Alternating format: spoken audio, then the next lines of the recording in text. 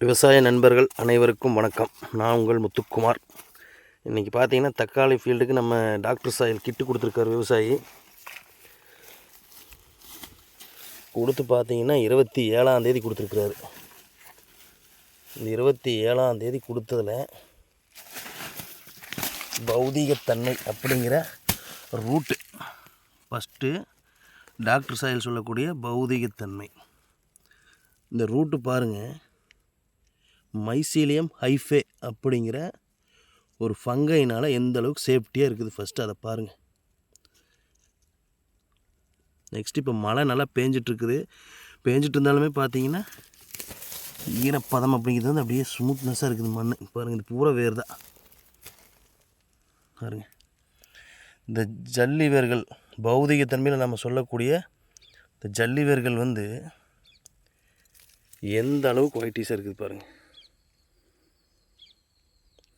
இது எந்த அளவுக்கு ஒயிட்டீஸாக இருக்குது அப்படிங்கிறது ரொம்ப ரொம்ப முக்கியம்.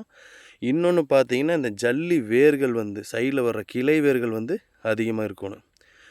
அப்படி அதிகமாக இருக்கும்போதும் அடுத்தபடியாக மண்ணின் கார அமில நிலை, இந்த கார அமில நிலை சமநிலையில் இருக்கும்போது ஒரு விவசாயி கொடுக்கக்கூடிய உரங்களை முழுமையாக எடுத்து நம்மளுக்கு அந்த ப்ரொடக்ஷனை கொடுக்கும். அதை வந்து எப்படி தெரிஞ்சுக்கலான்னா, காய் வந்து செட்டிங்ஸ் பாருங்கள்.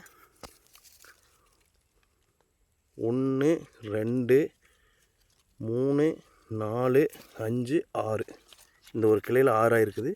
இதில் பார்த்தீங்கன்னா 1 2 3 இல்லை 4 5 இந்த மாதிரி செட்டிங்ஸ் ஆகிருக்குது. நெக்ஸ்ட்டு பார்த்தீங்கன்னா காய் வந்து கல் மாதிரி இருக்குது பாருங்கள். இந்த காய் தட்டி காட்டுறேன்.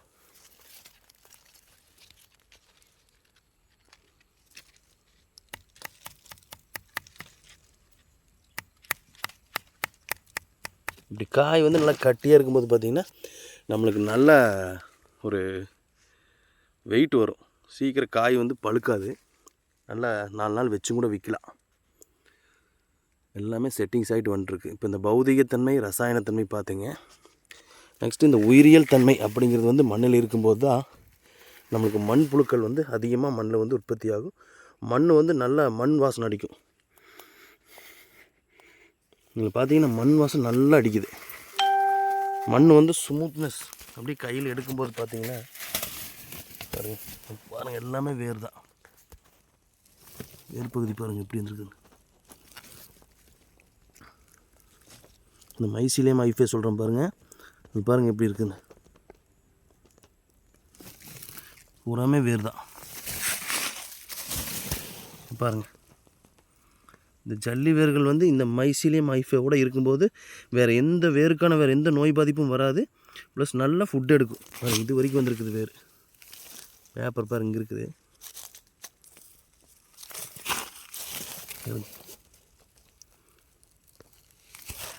நெக்ஸ்ட்டு உயிரியல் பௌதிக ரசாயன பார்த்தாச்சு. இந்த ரூட் இந்த மாதிரி இந்த மூணுமே சமநிலையில் இருக்கும்போது பார்த்திங்கன்னா கீழே பருது வரங்க இந்த இலை கருகல் நோய். இது பாருங்கள், அடுத்தடுத்து செட்டிங்ஸில் எங்கேயுமே அது அட்டாக் ஆகலை பாருங்கள். செட்டிங்ஸ் எப்படியா இருக்குது பாருங்கள்.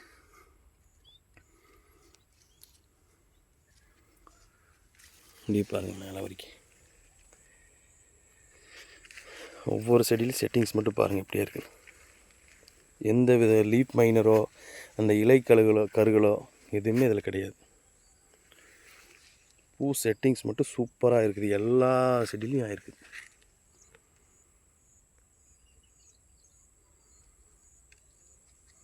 காடு யாகம் ஆகிருக்குது. ஒரு செடியிலையும் கூட பாக்கி இல்லை பாருங்க.